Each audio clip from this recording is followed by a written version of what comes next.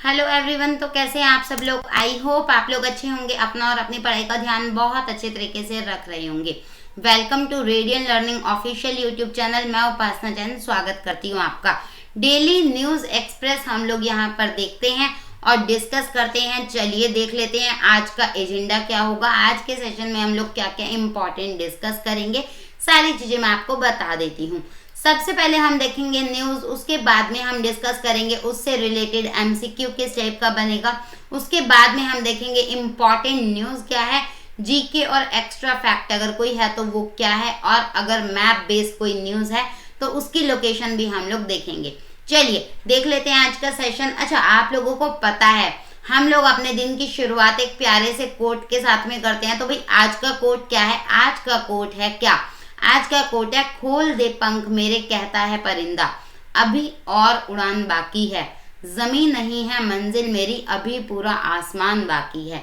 तो यहाँ पर ये कही गई है बात, इन चीज़ों से आप लोगों को अपने लाइफ में इम्प्लीमेंट करने की ज़रूरत है, अपने लाइफ में मोटिवेशन लेने की ज़रूरत है। और वैसे भी सेल्फ मोटिवेशन ना बहुत ज़रूरी होता है अपने लाइफ में, तो आप उस चीज़ का भी ध्यान रखिए। चलिए, आई होप सब लोग इन चीज़ों को ध्यान में रखेंगे और अपने लाइफ में कुछ ना कुछ इम्प्लीमेंट करने का भी ट्राई करेंगे। देख लेते हैं आज की फर्स्ट न्यूज़ और उससे रिलेटेड इम्पॉर्टेंट एमसीक्यू कैसा बन सकता है वो भी डिस्कस करेंगे। चलिए, फर्स्ट न्यूज़ है आप लोगों की क्या? फर्स्ट न्यूज़ में बताया गया है रेलवे इंक्वायरी लिखा हुआ है, यहाँ पर ट्रू कॉलर लिखा हुआ है, बहुत सारी चीज़ें हैं। प्रॉपर न्यूज देखेंगे और एमसीक्यू किस टाइप का बनेगा वो भी डिस्कस करेंगे। एमसीक्यू देख लेते हैं किस टाइप का बनेगा, आपके एग्जाम में क्वेश्चन किस टाइप का आएगा देख लेते हैं। Who has partnered with Truecaller India to provide passengers with greater trust in communication. मतलब यात्रियों को संचार में अधिक विश्वास प्रदान करने के लिए ट्रू कॉलर इंडिया के साथ किसने भागीदारी की। तो यहाँ पर अगर हम करेक्ट आंसर की बात करें, इसके करेक्ट आंसर को देखें तो इसका करेक्ट आंसर है आईआरसीटीसी।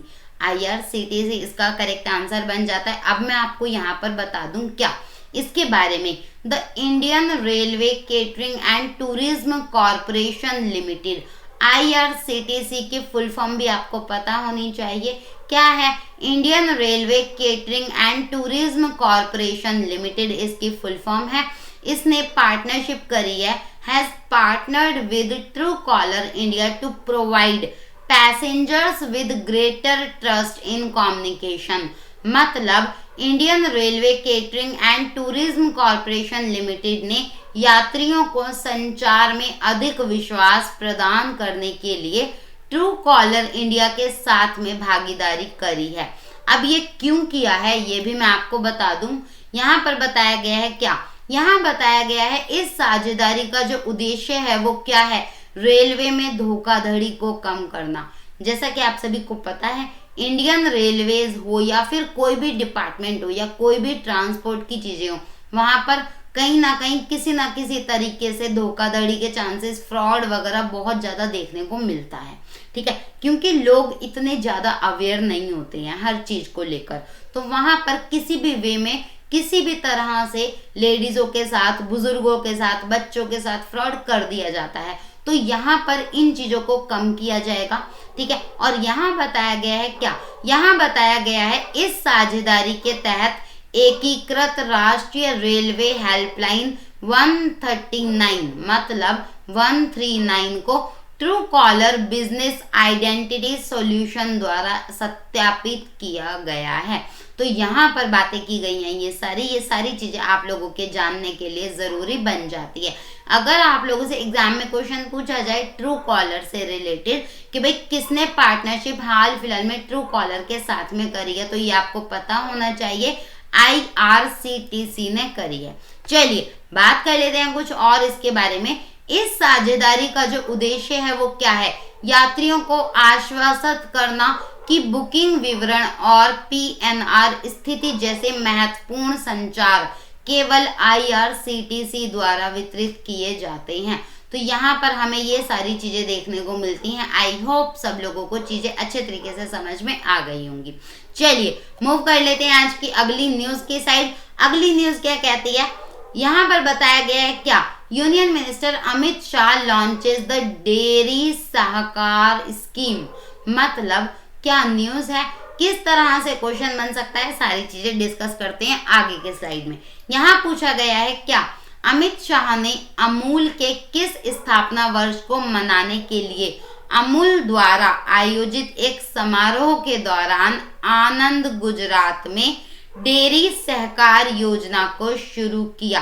तो डायरेक्टली यहाँ पर पूछा गया है क्या, डायरेक्टली यहाँ पर कौन सा ईयर इस साल ऑब्जर्व किया जा रहा है, जो फंक्शन किया जा रहा है वहां पर कौन से ईयर का फाउंडेशन ईयर ऑब्जर्व किया जा रहा है। चलिए बात कर लेते हैं करेक्ट आंसर की। तो इसका करेक्ट आंसर है 75th। जी हाँ, 75th ईयर इस बार ऑब्जर्व किया जा रहा है, किसका, अमूल का। चलिए मैं आपको बता दूं, इस न्यूज का ओवरव्यू हम लोग ले लेते हैं। यहाँ पर बात की गई है क्या the union minister of corporation कौन है, अमित शाह है, उन्होंने लॉन्च किया है क्या डेयरी सहकार स्कीम। कहाँ पर, आनंद में, जो कि कहाँ पर हमें देखने को मिलता है, गुजरात में। During a function organised by Amul to celebrate the 75th foundation year of Amul. मतलब इस साल हमें 75th फाउंडेशन ईयर अमूल का देखने को मिला। तो ये चीजें आपको पता होनी चाहिए। डेयरी सहकार स्कीम जो है वो गुजरात में हमें देखने को मिली है, जिसको शुरू किया गया है अमित शाह के द्वारा। चलिए बात कर लेते हैं कुछ और इसके बारे में। यहाँ मैं आपको बता दूं, डेयरी सहकार योजना का कुल परिव्यय 5000 करोड़ रुपए का बताया जा रहा है और यह योजना सहकारिता मंत्रालय के तहत राष्ट्रीय सहकारी विकास निगम के द्वारा लागू की जाएगी।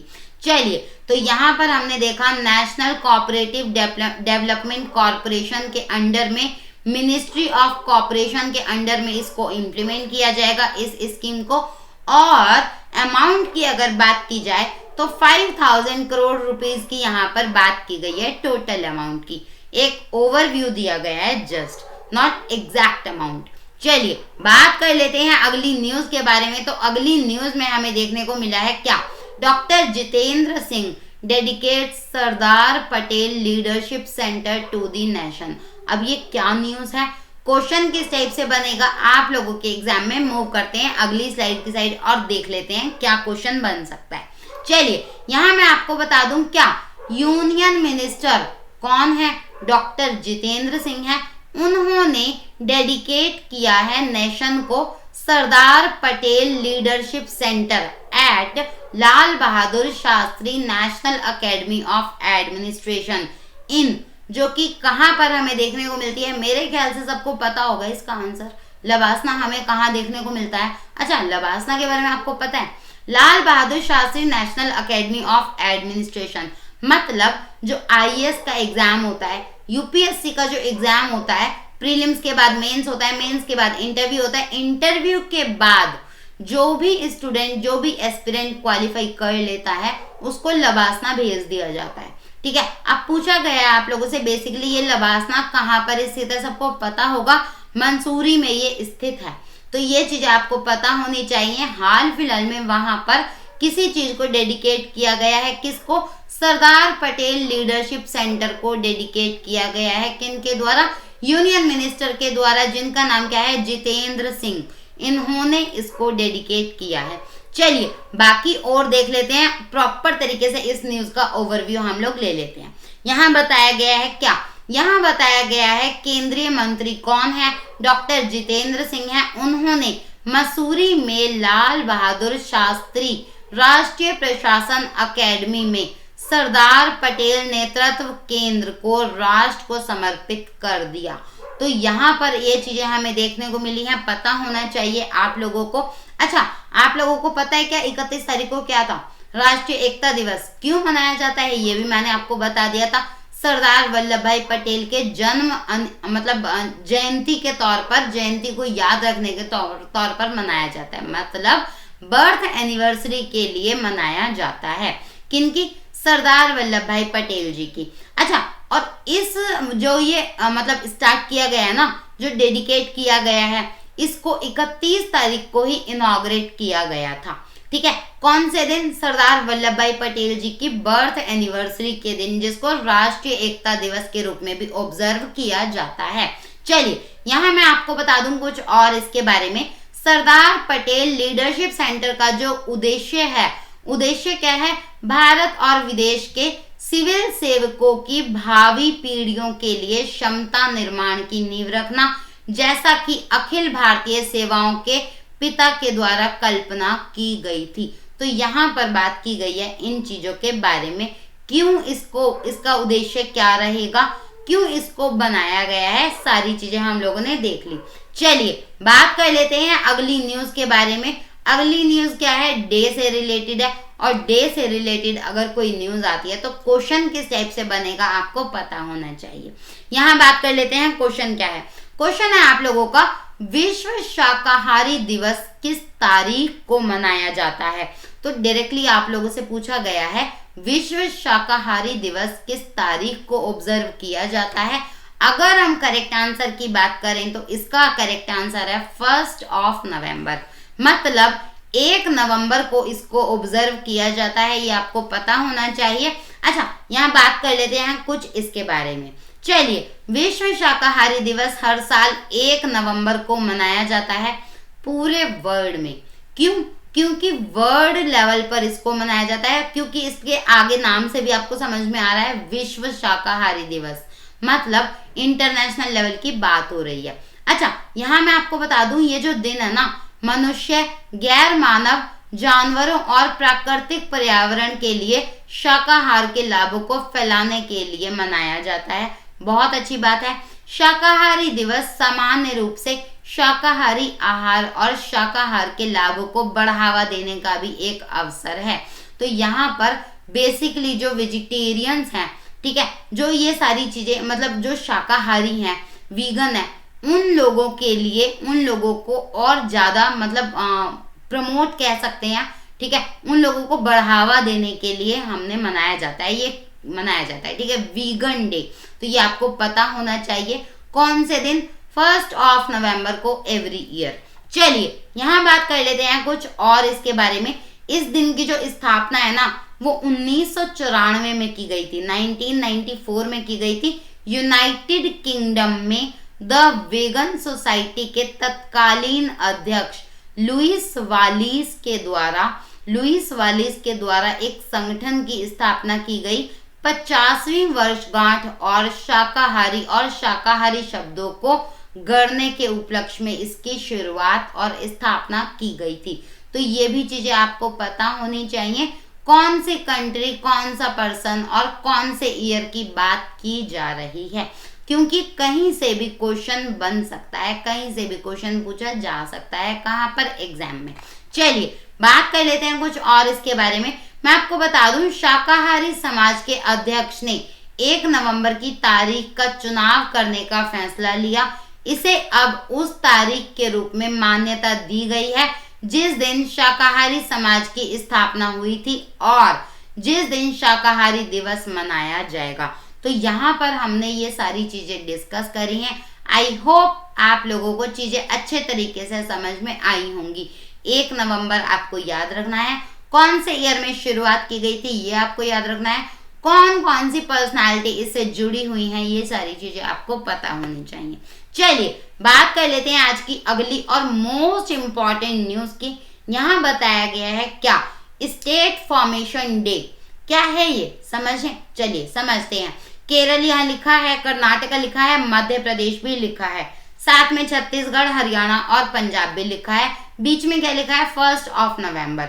चलिए क्या है क्वेश्चन, किस टाइप से बनेगा आप लोगों के लिए? क्वेश्चन की अगर हम बात करें तो इन इंडिया 7 स्टेट्स नेमली आंध्र प्रदेश, हरियाणा, छत्तीसगढ़, साथ में Kerala, Karnataka, Punjab and Madhya Pradesh and 2 union territories Lakshadweep and Puducherry are celebrating foundation day on dash। मतलब बेसिकली आपसे पूछा गया है क्या भारत में 7 राज्य कौन कौन से? आंध्र, हरियाणा, छत्तीसगढ़, केरल, कर्नाटक, पंजाब और मध्य प्रदेश, साथ में 2 केंद्र शासित प्रदेश कौन कौन से? लक्षद्वीप और पुदुचेरी। इन सब का जो स्थापना दिवस है वो एक ही दिन आता है। कौन से दिन आता है, बेसिकली आपसे वो डेट पूछी गई है। तो अगर हम करेक्ट आंसर की बात करें तो इसका करेक्ट आंसर क्या है, इसका करेक्ट आंसर है 1 नवंबर, मतलब 1 नवंबर को इसको ऑब्जर्व किया जाता है। 1 नवंबर इसका करेक्ट आंसर बन जाता है। चलिए बात कर लेते हैं कुछ इसके बारे में। और भारत में 7 राज्य मैं आपको बता चुकी हूँ, 7 का नाम आपको याद होना चाहिए, आंध्र, हरियाणा, छत्तीसगढ़, केरल, कर्नाटक, पंजाब और एमपी। साथ में 2 यूटी कौन कौन सी, लक्षद्वीप और पुदुचेरी। तो इन सब का जो सेलिब्रेटिंग मतलब फाउंडेशन डे सेलिब्रेट किया जाता है वो 1 नवंबर को किया जाता है। ये चीजें आपको पता होनी चाहिए, अच्छे तरीके से आप लोग रट लीजिए। चलिए बात कर लेते हैं कुछ और इसके बारे में। बताया गया है क्या, यहाँ बताया गया है इससे पहले तमिलनाडु भी 1 नवंबर को अपना स्थापना दिवस मनाता था। 30 अक्टूबर 2021 को तमिलनाडु में सत्तारूढ़ द्रमुक ने घोषणा की कि भैया तमिलनाडु गठन दिवस 18 जुलाई को मनाया जाएगा। ठीक है, तो ये हाल फिलहाल की घटना है, ये भी आपको पता होनी चाहिए। कर्नाटका में इस दिन को राज्योत्सव के रूप में ऑब्जर्व किया जाता है। ठीक है, राज्योत्सव के रूप में कौन से स्टेट में इसको ऑब्जर्व किया जाता है, कर्नाटका में। चलिए बात कर लेते हैं आज के अगले प्रश्न की। अगला प्रश्न है आप लोगों का क्या, अगला प्रश्न है आजादी का अमृत महोत्सव। आजादी का अमृत महोत्सव यहाँ बात की गई है, देख लेते हैं प्रॉपर न्यूज क्या है। Which ministry has launched 3 nationwide competition for deshbhakti, geet writing, lori writing and rangoli making on the occasion of National Unity Day. तो कौन सी मिनिस्ट्री ने इसको लॉन्च किया है? अगर हम करेक्ट आंसर की बात करें तो इसका करेक्ट आंसर है ministry of culture. Ministry of culture इसका करेक्ट आंसर बन जाता है। चलिए ओवरव्यू ले लेते हैं प्रॉपर तरीके से न्यूज का। न्यूज में बताया गया है क्या, संस्कृति मंत्रालय ने हाल फिलहाल में राष्ट्रीय एकता दिवस के अवसर पर देशभक्ति गीत लेखन, साथ में लोरी लेखन और रंगोली बनाने के लिए 3 राष्ट्रीय व्यापी प्रतियोगिताओं को शुरू किया था। चलिए अगर यहाँ बात करें हम लोग क्या, यहाँ बात कर लेते हैं इसके बारे में। कुछ प्रतियोगिताएं जो थी ना वो तहसील स्तर, तालुका स्तर से लेकर राष्ट्रीय स्तर तक रही थी। ठीक है, प्रतियोगिता की घोषणा 24 अक्टूबर को मन की बात में प्रधानमंत्री नरेंद्र मोदी जी के द्वारा की गई थी। ये भी आपको पता होना चाहिए। राष्ट्रीय एकता दिवस के अवसर पर प्रतियोगिता के लिए प्रविष्टियां सार्वजनिक प्रतियोगिता के लिए खोली गई थी, ये भी आपको पता होना चाहिए। अच्छा यहाँ बात कर लेते हैं क्या, प्रतियोगिता कुछ महीनों तक #यूनिटी इन क्रिएटिविटी के रूप में चलेगी और विजेताओं को पुरस्कृत भी किया जाएगा। मतलब जो भी विजेता होंगे ना उनको पुरस्कार भी दिया जाएगा। ठीक है, तो ये सारी चीजें हमें देखने को मिली हैं। अच्छा यहाँ बात की जाए #यूनिटी इन क्रिएटिविटी की, तो ये आपको पता होना चाहिए कौन सी चीज से ये रिलेटेड है। ये रिलेटेड है, किससे रिलेटेड है मैं आपको बता दूं, मिनिस्ट्री ऑफ कल्चर का जो ये प्रोग्राम स्टार्ट हुआ है ना इससे रिलेटेड है, कंपटीशन से रिलेटेड। अच्छा यहाँ एक चीज और की गई है, बात की गई है किसके बारे में, लता मंगेशकर जी ने और किन्होंने, AR रहमान जी ने इन सब चीजों को भी सपोर्ट किया है। ठीक है, तो बहुत फेमस पर्सनालिटीज इसमें पार्टिसिपेट कर रही हैं, इन लोगों ने इंट्रोड्यूस किया है, सपोर्ट भी कर रहे हैं, तो इसीलिए भी ये इंपॉर्टेंट बन जाता है। चलिए बात कर लेते हैं आज की अगली न्यूज की, जो कि क्या है, G20 summit fruitful, PM Modi. समझ में आ रहा है? नहीं समझ में आ रहा, कोई बात नहीं, क्वेश्चन के साथ डिस्कस करते हैं। अच्छा अगर आपने वीडियो को लाइक नहीं किया ना तो भाई फटाफट से लाइक कर दो, फटाफट से, जितने भी बच्चे देख रहे हो ना फटाफट से लाइक कर दो, जिससे सभी बच्चों को और अपने सभी दोस्तों को भी शेयर कर दो, जिससे सारे बच्चे वीडियो का प्रॉपर तरीके से लाभ उठा पाए। चलिए देख लेते हैं न्यूज क्या है। क्वेश्चन किस टाइप से बनेगा, क्वेश्चन में आपसे डायरेक्टली पूछ लेगा क्या, ये स्टेटमेंट वाला क्वेश्चन है। SSC से अपर लेवल के जितने भी एग्जाम है सभी एग्जाम्स में स्टेटमेंट वाले क्वेश्चन भी देखने को मिलते हैं आजकल के पैटर्न पर। चलिए तो इसमें या तो दोनों करेक्ट होंगी या दोनों रॉन्ग होगी, या एक करेक्ट होगी एक रॉन्ग होगी। देख लेते हैं स्टेटमेंट क्या है। स्टेटमेंट में बोला गया है 2 दिवसीय G20 शिखर सम्मेलन 31 अक्टूबर को संपन्न हुआ, पता नहीं, देख लेते हैं। सेकेंड स्टेटमेंट है क्या, सेकेंड स्टेटमेंट है during the summit Rome declaration was adopted. अगर हम बात करें करेक्ट आंसर की तो इसका करेक्ट आंसर है बोथ स्टेटमेंट्स आर करेक्ट। दोनों स्टेटमेंट्स करेक्ट हैं, दोनों स्टेटमेंट्स हमें करेक्ट देखने को मिल जाती हैं। अब यहाँ पर ले लेते हैं इस न्यूज का प्रॉपर तरीके से ओवरव्यू। अब यहाँ पर बात कर लेते हैं क्या 2 दिन की ये समिट हमें देखने को मिली जिसको कंक्लूड किया गया 31 अक्टूबर को। चलिए, during this summit Rome declaration was adopted. बहुत अच्छी बात है। अच्छा, यहाँ मैं आपको बता दूं क्या प्राइम मिनिस्टर नरेंद्र मोदी जी ने डिस्क्राइब किया इस समिट को कि भाई ये फ्रूटफुल रही, मतलब बहुत ज्यादा फायदेमंद उनके द्वारा इस समिट को बताया गया। और अगर उनके द्वारा इस समिट के बारे में स्पेशली बोला गया है कि भाई उन्होंने स्पेशली डिस्क्राइब किया है कि ये बहुत ज्यादा फ्रूटफुल रही है ये समिट, तो डेफिनेटली एग्जामिनर इसी चीज को पकड़ के आप लोगों के लिए क्वेश्चन बना देगा। तो आप लोग ये अच्छे से याद कर लीजिए, इसके बारे में सारी चीजें मैंने वैसे भी सारी चीजें आपको बता दी। चलिए, during the summit leaders elaborated deliberations on issues of global importance like fighting COVID-19 pandemic। सबको पता है पूरा वर्ल्ड घिरा रहा था कुछ टाइम तक कोविड-19 से, तो ये पूरे वर्ल्ड के इशू बन गया था। और महामारी तो यही होता है, पेंडेमिक तो वैसे भी यही होता है, ठीक है। तो इसके बारे में बात की गई। इम्प्रूविंग हेल्थ इंफ्रास्ट्रक्चर, मतलब कोविड के बाद हमें हेल्थ की फैसिलिटीज में बहुत ज्यादा इंप्रूव करने की जरूरत पड़ी, उन चीजों के बारे में यहाँ बात की गई। और इकोनॉमिक कोऑपरेशन, साथ में इनोवेशन के बारे में भी इस समिट में बात करने को मिली। और इसी वजह से हमारे प्राइम मिनिस्टर जी ने बोला है कि ये बहुत ही ज्यादा फ्रूटफुल रही है एज पर आवर कंट्री। चलिए, बात कर लेते हैं कुछ और। अच्छा, हम बात कर रहे थे किसके बारे में, रोम डिक्लेरेशन के बारे में। तो ये भी मैं आपको बता दूं, उन्होंने रोम घोषणा को भी अपनाया और स्वास्थ्य अनुभाग के तहत विज्ञप्ति एक बहुत मजबूत संदेश देने लगी। चलिए, देश इस बात पर सहमत हुए कि भैया कोविड-19 टीकाकरण एक वैश्विक सार्वजनिक हित भी बताया गया। तो यहाँ पर ये सारी चीजें हमें देखने को मिली, रोम डिक्लेरेशन को भी अडॉप्ट कर लिया गया। चलिए, यहाँ मैं आपको बता दूं क्या, यहाँ मैं आपको बता देती हूँ, शिखर सम्मेलन के दौरान देशों ने यह भी सहमति व्यक्त करी कि विश्व स्वास्थ्य संगठन को कोविड-19 टीकों के आपातकालीन उपयोग प्राधिकरण के लिए प्रक्रिया को तेज करने के लिए भी मजबूत किया जाएगा। मतलब जिस स्पीड से चीजें चल रही हैं ना, उनको और फास्ट ट्रैक मोड पे लाया जाएगा, ठीक है, और फास्ट किया जाएगा जिससे जल्दी से जल्दी चीजें सॉल्व हो जाएं। चलिए, बात कर लेते हैं आज की अगली न्यूज की साइड। क्या है ये न्यूज, पंजाब से रिलेटेड लग रही है ना, सारे सरदार से बैठे हैं। चलिए, यहाँ बात की गई है मिशन क्लीन के बारे में। प्रॉपर न्यूज देख लेते हैं, क्वेश्चन किस टाइप से बनेगा वो भी देख लेते हैं। चलिए, यहाँ बात कर लेते हैं क्वेश्चन क्या बनेगा, which state has directed the officials to adopt a zero tolerance policy against corruption.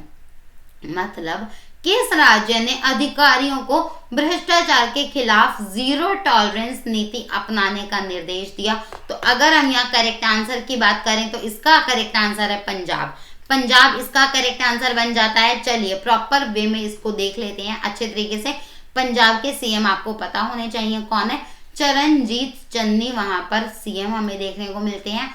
उन्होंने डायरेक्टली बताया क्या, civil and police administration of the state to launch mission clean by taking strict action against drug, sand and liquor mafia besides ensuring the zero tolerance for corruption. मतलब जो मुख्यमंत्री कार्यालय के tweet के अनुसार ये जानकारी हमें मिली।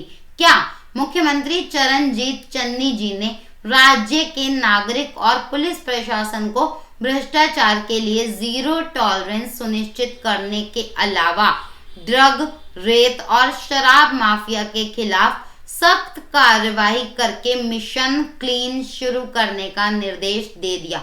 तो डायरेक्टली आप लोगों से ये पूरी की पूरी स्टेटमेंट पूछी जा सकती है, ठीक है। और ये स्टेटमेंट आपको पता होनी चाहिए क्योंकि आजकल के पैटर्न के हिसाब से ना स्टेटमेंट डायरेक्टली पूछी जा रही है। अगर कोई स्टेटमेंट ट्वीट करी है किसी सीएम ने या फिर पीएम ने या फिर किसी भी कंट्री के किसी भी रिप्रेजेंटेटिव ने कोई भी स्टेटमेंट को रीट्वीट या ट्वीट किया है तो वो स्टेटमेंट इंपॉर्टेंट बन जाती है। ठीक है, तो इसीलिए मैं पूरी की पूरी स्टेटमेंट आपको दे देती हूँ जिससे आप लोगों के लिए भी बेनिफिशियल रहे। चलिए, तो ये चीजें यहाँ पर स्टार्ट हुई हैं, कहाँ पर, पंजाब में मिशन क्लीन के नाम से इसको स्टार्ट किया गया है। चलिए बात कर लेते हैं आज की अगली न्यूज की। सबको पता है कौन सा फेस्टिवल आने वाला है, दीपावली आने वाला है। ठीक है, तो दीपों का उत्सव मनाया जाएगा। अच्छा, यहाँ पर बात की जाएगी कहाँ पर इसको ऑब्जर्व किया जा रहा है, किन्होंने शुरू किया है, क्या है, क्वेश्चन किस टाइप से बनेगा वो भी हम लोग डिस्कस करेंगे। चलिए, यहाँ बात की गई है अयोध्या में दीपोत्सव के अवसर पर 9 लाख दिए जलाने की घोषणा किन्होंने करी। तो भाई देखो, दिवाली स्टार्ट हो रही है, मतलब दिवाली वीक है ये। ठीक है, पूरा वीक दिवाली है, मतलब दिवाली तो वैसे भी 5-6 दिन चलती है, आप सभी को पता है, सबसे बड़ा फेस्टिवल है हिंदूज का।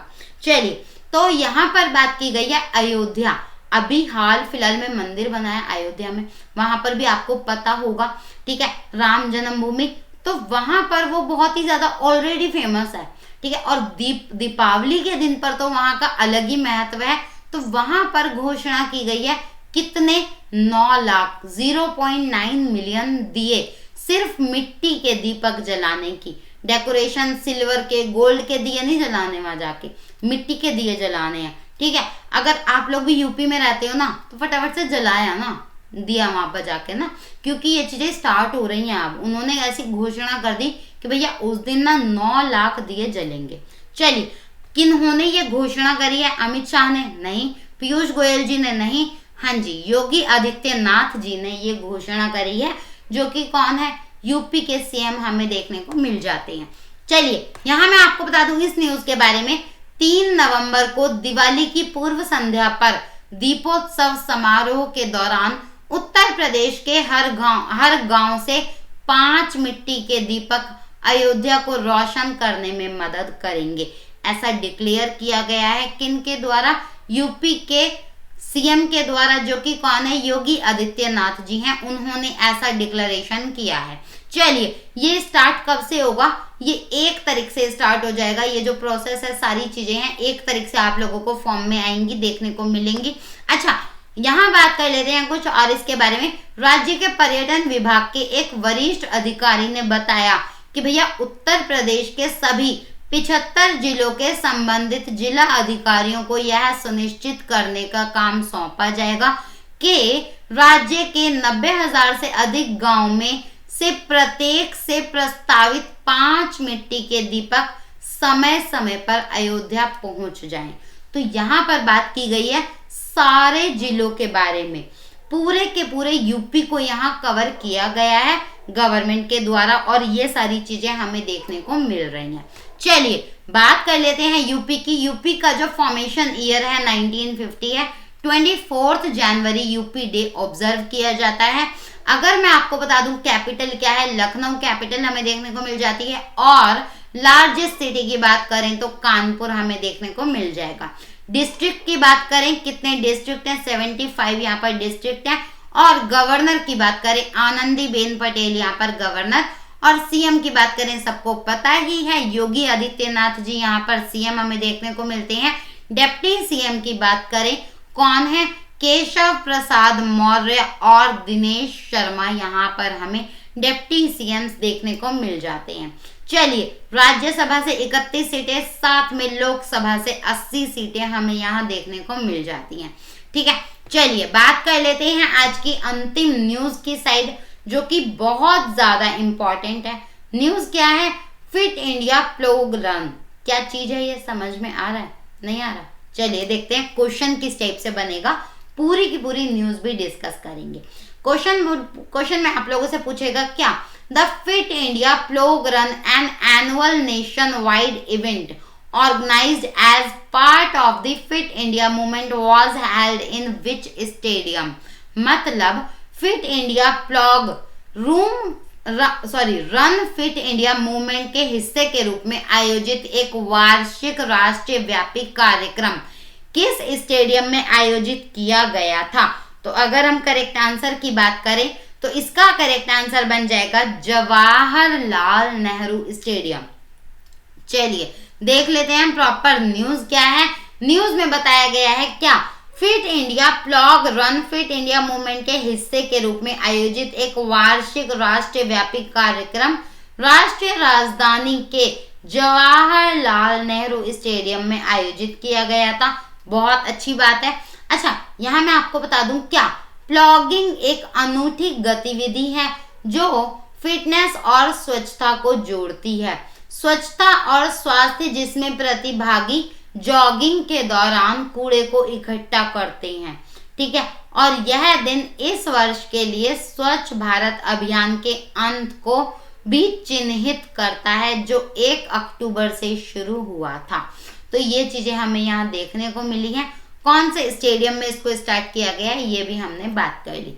चलिए, यहाँ मैं आपको बता दूं क्या, रिपुदमन जिन्हें भारत के प्लॉग मैन के रूप में जाना जाता है, उन्होंने 500 सदस्य समूह को दिन की कार्यवाही की शुरुआत में अभ्यास के साथ निर्देशित किया और अंत में प्रतिभागियों को प्लास्टिक मुक्त प्रतिज्ञा भी दिलाई। तो यहाँ पर हमें ये सारी चीजें देखने को मिली हैं जो कि आपके एग्जाम के प्रोस्पेक्टिव से इम्पोर्टेंट है। कहाँ पर, कौन से स्टेडियम में, कौन से दिन इन चीजों को स्टार्ट किया गया, सारी चीजें हमने डिस्कस कर ली। ये नाम आपको याद होना चाहिए थोड़ा सा, रिपुदमन, ठीक है। प्लॉग मैन के रूप में इनको जाना जाता है, तो ये भी आपको पता होना चाहिए। तो आज की वीडियो में हमने जितने भी इंपॉर्टेंट क्वेश्चंस थे, जितने भी इंपॉर्टेंट न्यूज थे, सारे डिस्कस किए। आई होप आप लोगों को अच्छे तरीके से समझ में आई होंगी चीजें, ठीक है। अगर कोई भी डाउट है तो प्लीज करके आप लोग कमेंट बॉक्स में मेंशन कीजिए, मैं ट्राई करूंगी आंसर करने का। चलिए, तो आज के वीडियो के लिए इतना ही। Thanks for watching this video. Have a good day, bye bye and take care.